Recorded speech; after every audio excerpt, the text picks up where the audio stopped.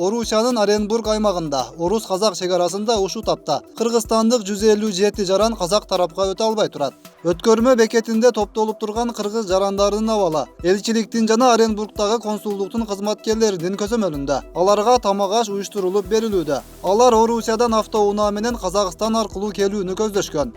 Бирок коронавирус коркунучуна байланыштуу орус-казак чегарасында унаа каттамы 16 мартта токтогон болчу.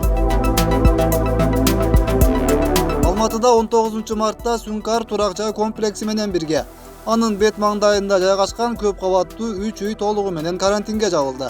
Жашоочулар үчүн азык-түлүк саткан бир гана дүкөн иштеп жатат. 18 мартта Сүнкар турак жай комплексинде жашаган бир кишиден коронавирус табылган. Тургундар өз үйлөрүнөн 14 күн бою эч кайда чыга албайт. Казакстанда ушул тапта 44 кишиден вирус табылды. Алардын 19-у Алматыда, 26-сы Нур-Султанда. 19 марттан Алматы жана Нур-Султан шаарларында коронавируска байланыштуу карантин күчүнө кирген. Тажикстанда 20 марттан тартып мечиттерде жамаат болуп намаз окууга кайрадан уруксат берилди. Коронавирус коркунучунан улам 5 мартта көпчүлүк менен жума намаз окууга тыюу салынган болчу. Кыргызстанда балдар бакчаларынын ишин 8 апрелге чейин токтотуу жөнүндө буйрук чыкты. Аталган мекемелер 2 күн ичинде имараттарында санитардык тазалоо иштерин жүргүзүүгө тийиш.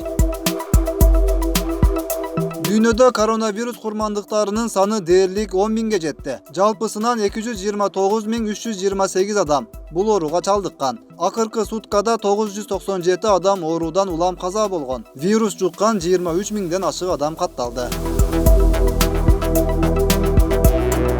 Италияда акыркы суткада 427 адам оорудан көз жумду. Жалпы 3404 адам вирустун курмандыгы болду. 41036 киши ооруну жугузуп алган. Иранда болсо 18407 адам ооруйт. 1284 киши өлдү. Испанияда 17147 адам ооруга чалдыккан. 767 киши көз жумду. Францияда 10 миңден ашуун адам илдетке кабылып, 372 киши көз жумган. АКШда 10442 адам ооруп, 150 киши өлдү. Өлгөндөрдүн саны 100дөн ашкан өлкөлөрдүн катарына Британия да кошулду. Бул мамлекетте 103 киши оорунун курмандыгы болду.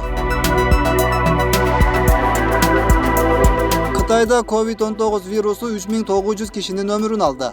COVID-2019 коронавирусу дүйнө жүзү боюнча 160 өлкөгө тарады. Бүгүнкү күндө дүйнөдө 244.421 адамдан коронавирустун симптомдору аныкталган. Бир күндө катталгандардын саны 25644 көрсөтүүдө.